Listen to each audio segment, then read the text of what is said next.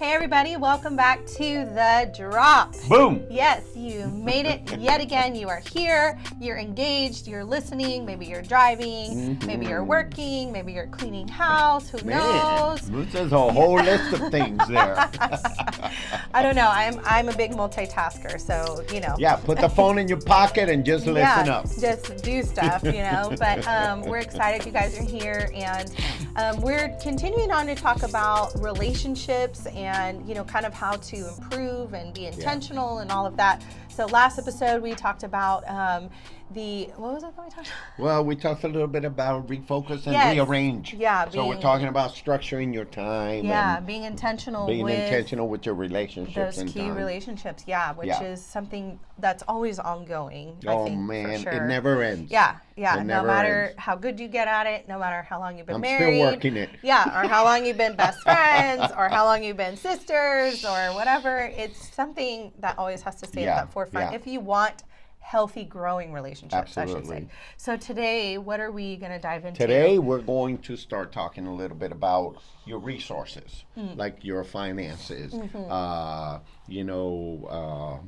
just different resources that are available to different people, and how you relate to that as an individual, but how your resources, your finances affects your relationships. Sure. That's this is a good one. Out of all the things in relationship, including marriage, money problems are huge problems in relationships. Yeah. And they're often the cause of a lot of division and strife, a lot of arguments and stuff like that. So we gotta learn to have a good relationship with money and finances and resources.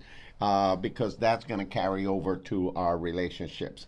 The Bible says that the love of money is the root of all evil. Yeah. It doesn't say that money is the root of all evil. Right. A lot of people misquote that. They're like, money is the root of all. No, man, money makes the world go round. It sure does make it work. Yeah, but when you love money, when you prioritize money over relationships, over people, over God, you know, that's where a lot of evil and bad stuff does begin to form and take root in your life, and so then affects other people's lives as well, of course. Yeah. And so I to me, that verse speaks to my personal relationship with money. Yeah, that's good. That's a really good how point. I view money, how I relate to money is going to have an impact on my relationships. Yeah. Whether my spouse, my friend, my children, and so on and so forth. And we obviously we're in the people business, so to speak, as pastors, and I see so many relationships stressed out because of money, and it's usually one of them is a spender. Sure. And the other one is a saver. Right. Yeah. Of course. Yeah. Man, thank goodness that's usually the combo. I think. I mean, I guess. I don't know. I think you're the spender. Oh. For sure. By far. Oh, for That's sure. because you manage the household. I do, yeah. Also. And, I mean, my husband can spend, but he does, like, those big purchases. He goes for the big ticket items. And he looks, and he waits, and he's, and then, like, he sees it Research, strike, and he's like... Study it. And he'll come to me with a little smile kind of on his face. I'm ready. And he's like, I'm ready. Guess what I found? I'm going to pull the trigger. And I'm like, get it,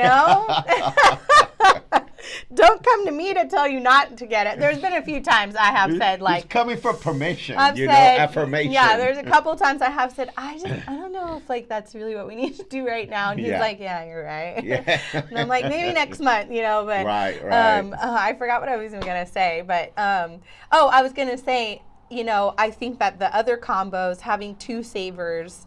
like could be good, but also could not be good. Oh because man, then, I think that would be horrible. Yeah, that's what I'm saying. Because then, like, you're literally never doing anything. You don't go anywhere. You don't go out to eat. And then, you don't like, spend any extra. You definitely don't want two spenders, you know. And if you have two spenders in a relationship or two savers, that's okay. Just be intentional with creating some balance. Go have some fun if you both always want to save. That's the other extreme And then if you're danger. both spenders, just do some saving, you guys. You know, yes. Help each other. Have some limitations and boundaries. Yeah. And honestly, I think that goes for no matter what your combo is. Exactly. You know what I mean? And you have to communicate those boundaries. Yeah. Communicate those limitations. Yeah.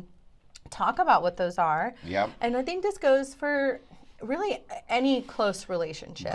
You know? Yeah. Like there's been times like with my best friend that we've gone to each other and we've said, you know, like when we want to get together and like we've had to tell each other, hey, like we're really tight right now. I'm on a budget today. today. Because of blank blank.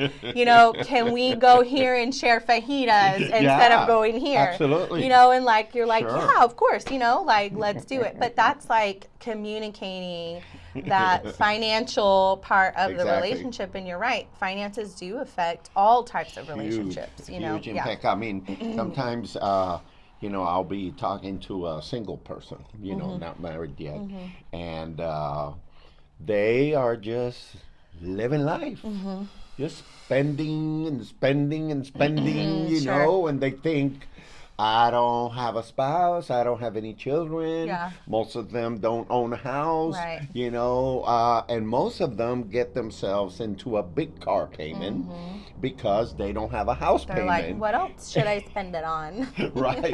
And so, but here's the thing, you know, when you start talking to them and they meet somebody, you know, then they're like, oh my God, I'm in a financial mess, you know, and that has an impact.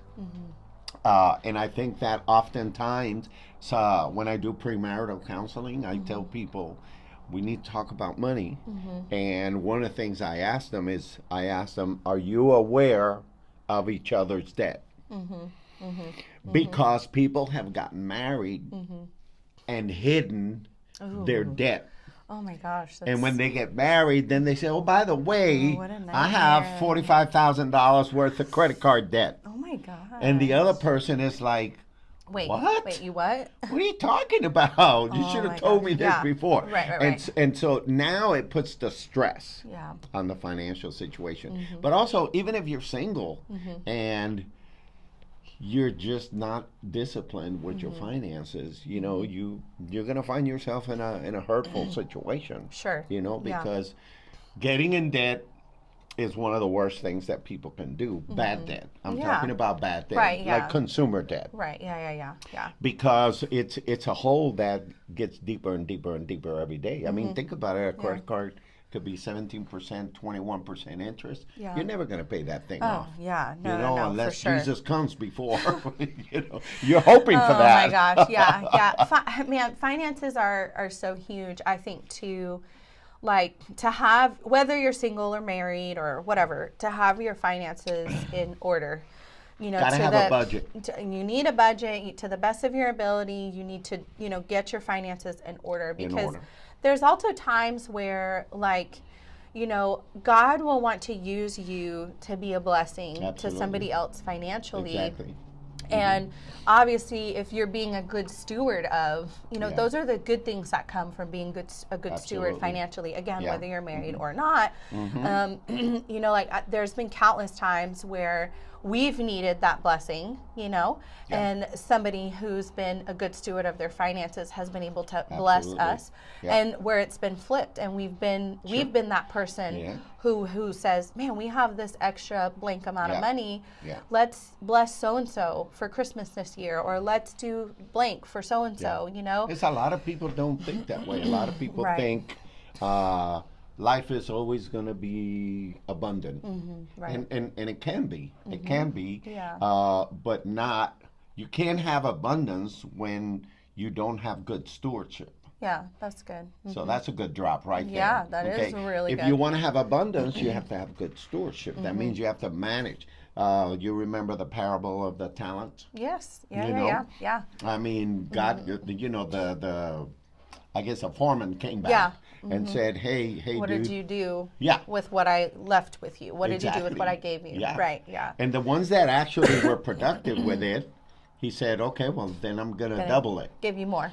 Yeah. But then the guy that had won, he said, I was afraid that I was going to lose it, so I just hit it in the ground. Yeah. He said, that was harsh. Yeah. He said, you unfaithful, wicked servant. I'm going like, oh, man. Yeah. I don't want that title. No, yeah. Poor guy. So in other words, God is saying, I expect you to do something productive with what I give you. Yeah, that's really good. Whether you're married or not, that's not really the issue. Yeah. The issue is how are you stewarding what God is giving you? Yeah. Because it's going to bless you personally, but it's also going to be a blessing to your relationships. Oh yeah, definitely. And I think that is a very, very cool aspect of being able to bless somebody else with your resources, with your financial resources. Is so nice. You know, it's such an incredible feeling as like just being able to help somebody that way, you know, and I think a lot of times the mindset in relationships, you know, when it comes to finances and money, you know, a lot of times it's not focused in that way. You know, we think about our finances as like a means to our needs, to meeting our needs, to taking care of our things. And yes, it is. But I think if we begin to see like, hey, I can literally be like a resource to somebody else, you know, not just relationally and emotionally, but also maybe when a time comes financially. Exactly. You know, and that brings like a richness. Yeah. And I think that it has to be done with the right heart and like, you know, not with strings attached, if I could, you know, say that, you know, because then that's not like the right motive, you know. Exactly. But it is important to think of that in that way. Yeah. You know, the biggest challenge that I've seen with the resources and how we handle it is, number one, if we don't manage them correctly. And I have to say, it is sad, from my experience in talking to hundreds and hundreds and hundreds of couples, my findings are that most couples do not manage their finances well. Yeah. The reason being is nobody teaches them anything. School doesn't teach you about money. University doesn't teach you about money unless you're going to be a financial major. Right. Okay. And most parents don't teach kids about finances. And so now you're married and now you're supposed to know how to do this. Right. But it creates a lot of tension, creates a lot of strife, creates a lot of arguments, creates a lot of stress in the relationship. Yeah, it can. And the only way that I have found, and I've been married for 45 years, raised 3 girls, you know, whatever. You have to have a budget. Yeah. Oh, yeah. Yeah. And people say, a budget? What is that? And I tell them, look, you got a piece of paper, and then the top, you write down the money that you make. Right. Everybody knows how much they make.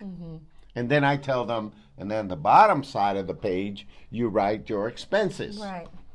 Most people don't know 100% what their expenses are. Sure. Yeah, I think we spend about around. Okay. Yeah. And so they don't have a budget. Yeah. And so as a result of that, they find themselves having too much month and not enough money at the end of the month. Yeah.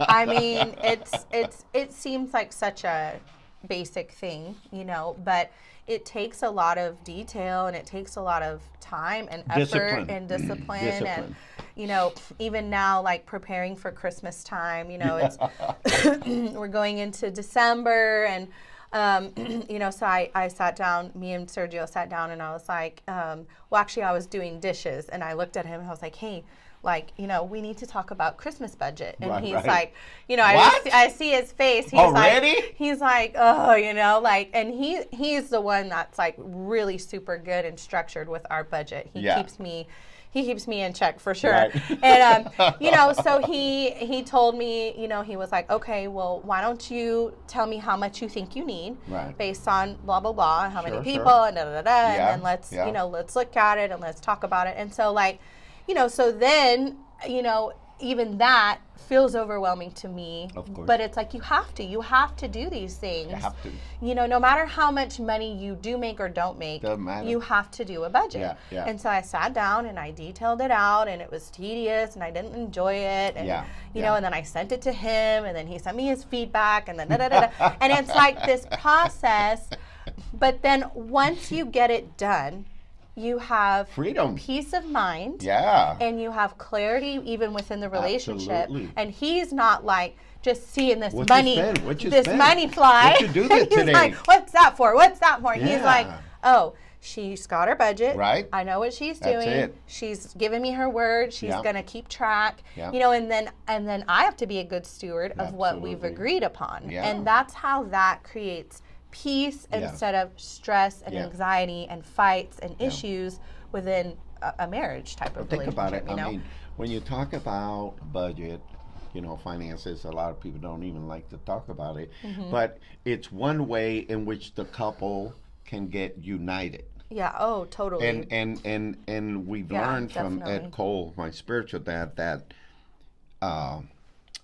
there is power in unity. Oh yeah, definitely. When a couple is united in a purpose, then God comes in and he says, I'm going to honor that. Yeah.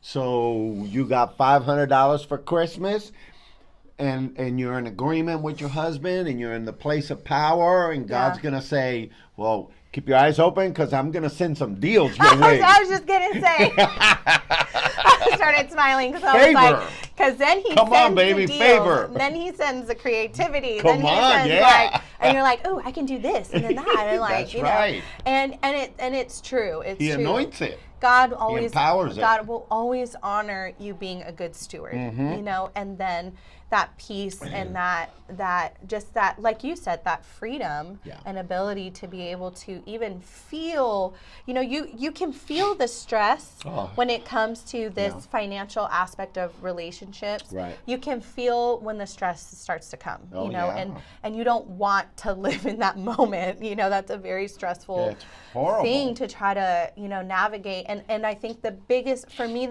key that I have found is just openness and having those conversations and getting on the same page. Yeah. And that will bring, that peace and that feeling of mutual being resourceful with each other. We're in agreement. Yeah. We're walking together, and unfortunately, to close here, we're living in a culture that its economy is all based on debt. Yeah. Ooh, this country, the economy is all based on debt.